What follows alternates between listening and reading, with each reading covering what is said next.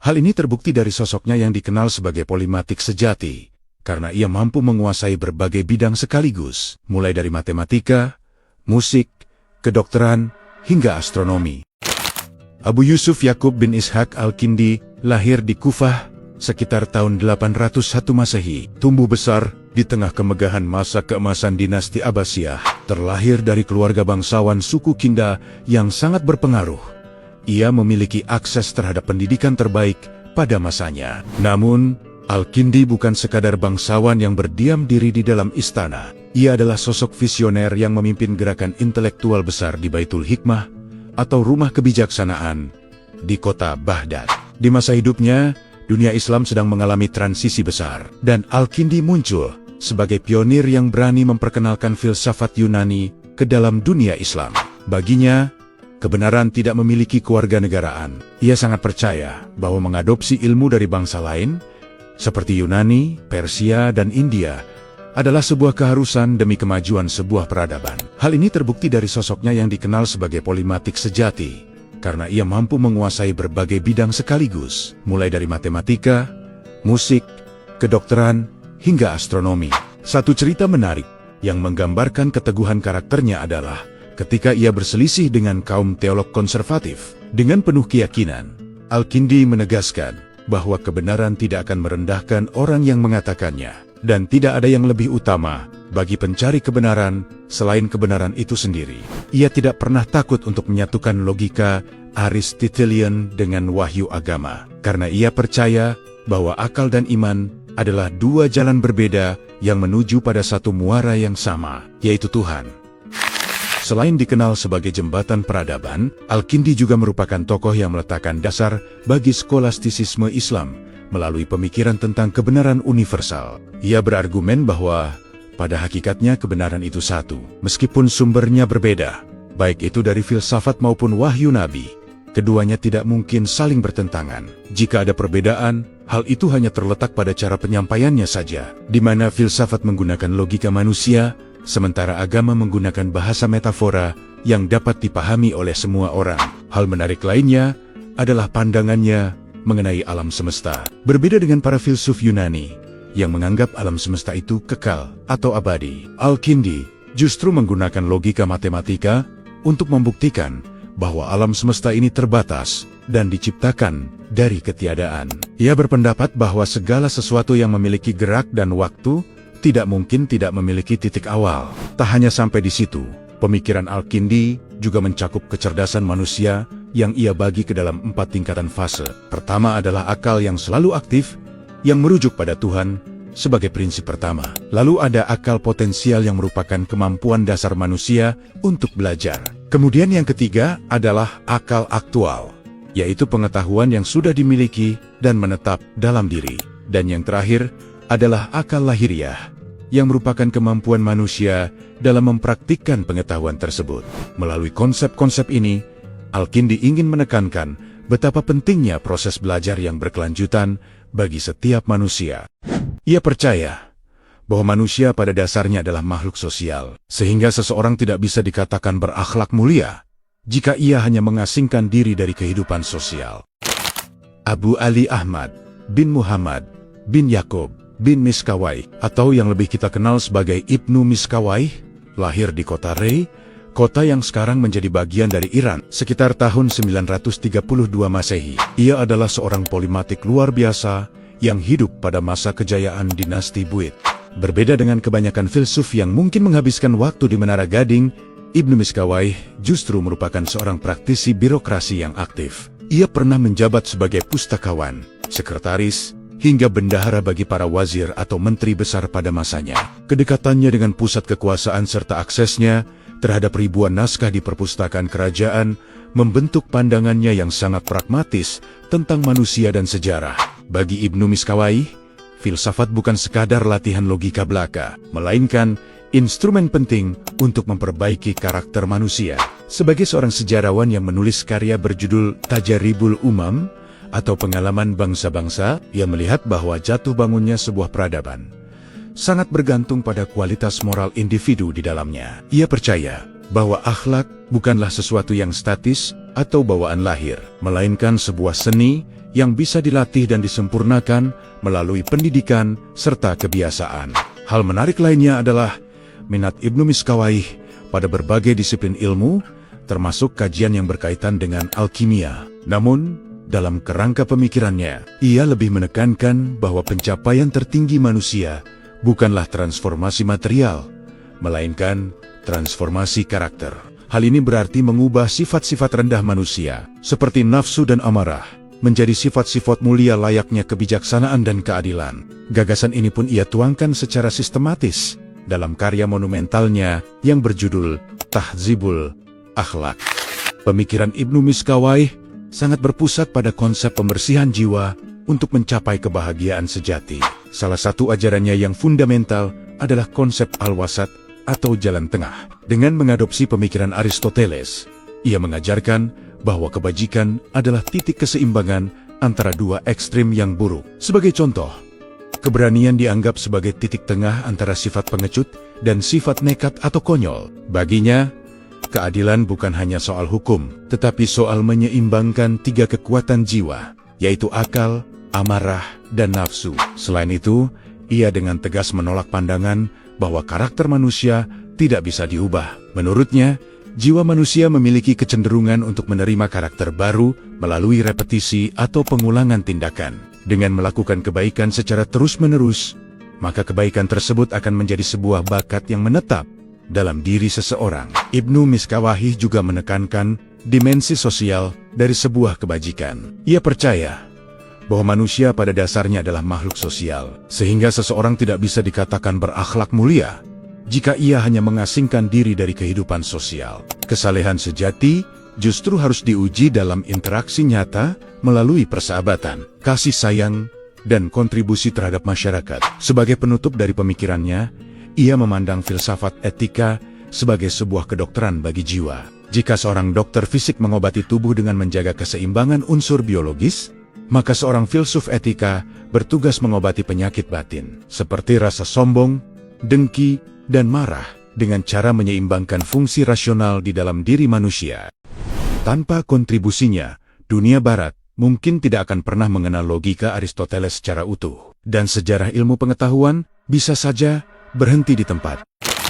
Lahir di Córdoba, Spanyol, pada tahun 1126, Ibnu Rushd tumbuh dari keluarga hakim agung yang sangat berpengaruh di tanah Andalusia. Ia sendiri adalah seorang polimatik sejati, seorang dokter, pakar hukum Islam, sekaligus pengagum berat Aristoteles.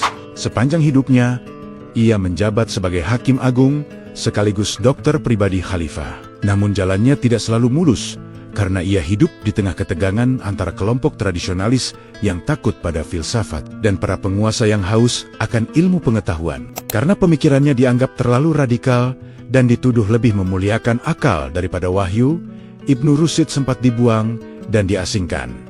Namun, dedikasinya tidak pernah surut. Ia menulis komentar-komentar yang sangat mendalam terhadap karya Aristoteles. Hingga di Eropa ia dijuluki dengan satu gelar terhormat, yaitu The Commentator. Tanpa kontribusinya, dunia barat mungkin tidak akan pernah mengenal logika Aristoteles secara utuh, dan sejarah ilmu pengetahuan bisa saja berhenti di tempat. Inti pemikiran Ibnu Rushd yang paling terkenal adalah teori kebenaran ganda, di mana ia berargumen bahwa kebenaran itu sebenarnya satu. Namun jalan menuju ke sana ada dua. Jalan filsafat berbasis logika untuk para intelektual, dan jalan agama melalui metafora bagi masyarakat umum. Baginya, keduanya tidak bertentangan karena mereka hanya berbicara dalam bahasa yang berbeda untuk audiens yang berbeda. Ia juga memiliki gagasan unik tentang keabadian akal, yang menyatakan bahwa akal manusia pada dasarnya bersifat kolektif dan abadi, sehingga pengetahuan yang ditemukan oleh satu orang akan menjadi milik kemanusiaan secara keseluruhan, sebagai fondasi bagi sistem pengetahuan global.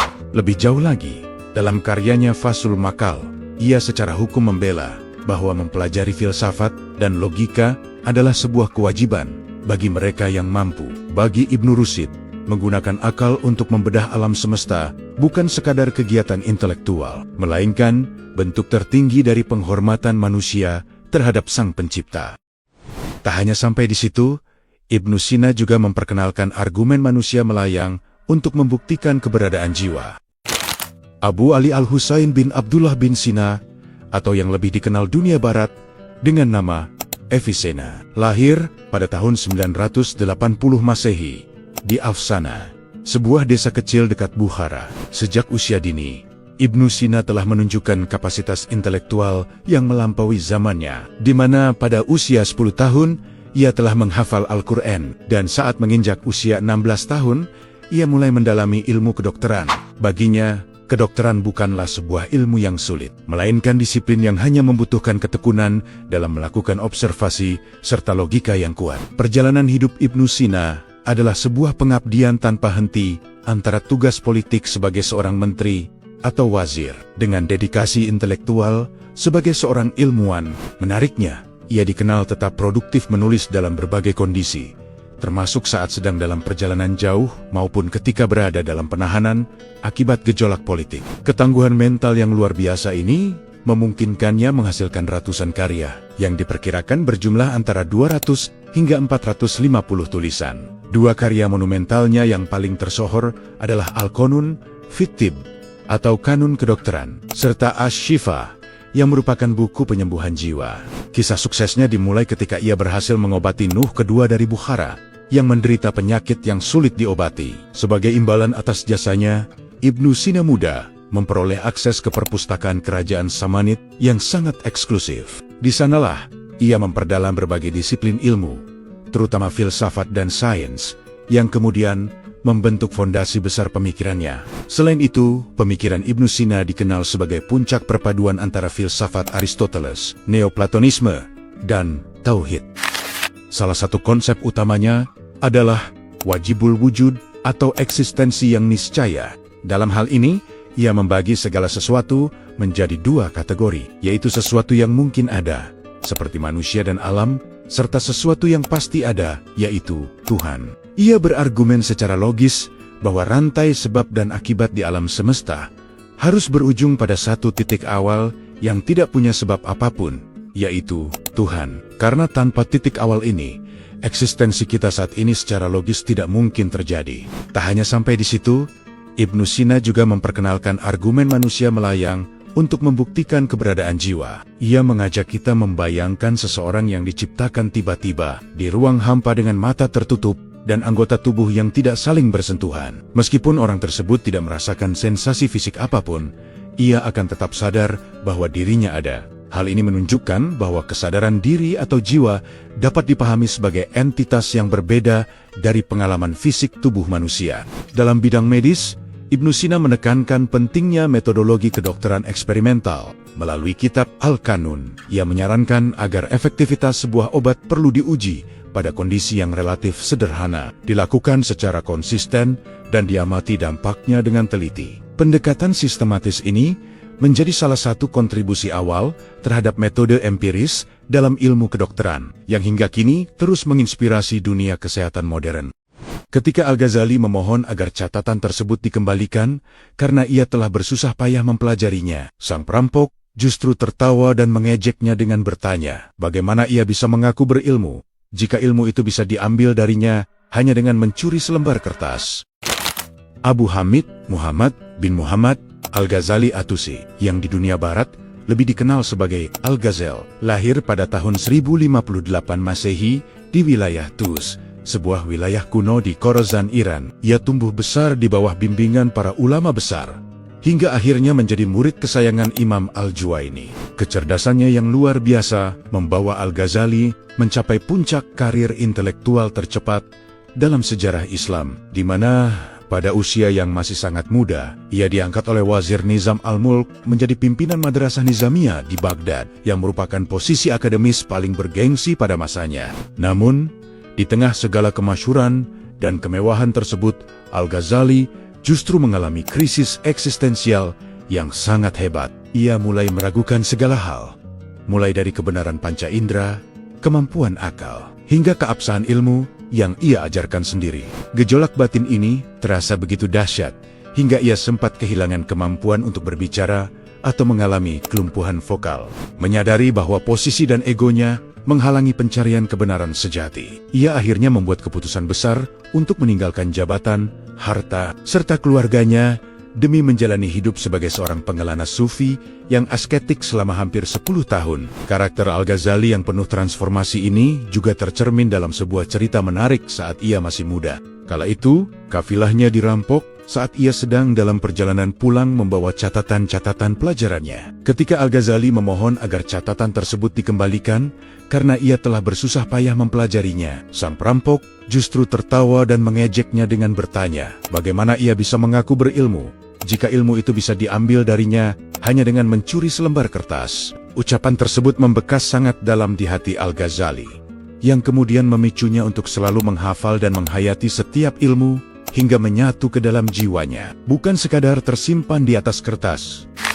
Pemikiran Al-Ghazali sendiri merupakan sebuah sintesis besar yang mendamaikan ketegangan antara hukum agama atau fikih, logika filsafat, dan pengalaman spiritual tasawuf. Jauh sebelum era Descartes, Al-Ghazali telah mempraktikkan keraguan metodis sebagai jalan menuju kepastian. Ia menguji panca indera serta akal dan menyimpulkan bahwa keduanya bisa saja menipu. Sehingga bagi beliau, kepastian sejati hanya datang dari cahaya Tuhan yang dipancarkan ke dalam hati manusia, yang memungkinkannya mengenali kebenaran hakiki secara intuitif. Melalui karyanya yang sangat terkenal, Ihya Ulumuddin, ia berpendapat bahwa agama seringkali terjebak pada ritual formalitas belaka. Ia menekankan pentingnya menghidupkan kembali makna batiniah dari setiap ibadah, bukan sekadar gerakan fisik, melainkan dialog aktif antara hamba dan Sang Pencipta yang harus melibatkan kehadiran hati secara utuh. Dalam karyanya yang berjudul Tahafut Al-Falasifah, ia juga memberikan kritik tajam terhadap para filsuf yang menganggap alam semesta bekerja secara otomatis melalui hukum sebab akibat yang kaku. Al-Ghazali memperkenalkan konsep bahwa setiap kejadian di alam semesta, seperti api yang membakar kapas, terjadi karena kehendak Tuhan yang terus-menerus, bukan karena sifat bawaan dari api itu sendiri. Sebuah konsep yang sekaligus menekankan ketergantungan mutlak makhluk pada penciptanya. Tak hanya sampai di situ, ia juga mendalami konsep kedokteran hati atau tazkiyatun nafs dengan membagi jiwa manusia ke dalam beberapa bagian, yaitu nafsu, amarah, akal, dan kalb atau hati. Menurutnya, tugas utama manusia adalah mendidik jiwanya agar akal mampu mengendalikan amarah dan nafsu, sehingga hati menjadi tenang dan layak menerima pencerahan ilahi. Al-Ghazali dipandang sebagai sosok penyelamat integritas intelektual Islam di abad pertengahan, karena ia berhasil membuktikan bahwa spiritualitas tidak harus bertentangan dengan hukum, dan rasionalitas pun memiliki batasannya sendiri. Tanpa pengaruhnya, tradisi tasawuf mungkin akan tetap berada di pinggiran, dan hukum Islam bisa menjadi semakin kaku serta kering secara spiritual. Namun, pengaruh besar Al-Ghazali ini juga tidak lepas dari kritik tajam para sejarawan dan filsuf seperti Ibnu Rushd. Kritik Al-Ghazali terhadap filsafat dianggap sebagai salah satu pemicu mundurnya tradisi sains dan penelitian empiris dalam keilmuan Islam, dengan menekankan batas akal dan lebih memprioritaskan intuisi spiritual. Beberapa pihak berpendapat bahwa Al-Ghazali secara tidak sengaja telah menutup pintu bagi rasionalisme radikal yang sebenarnya diperlukan untuk kemajuan sains fisika dan matematika di masa mendatang.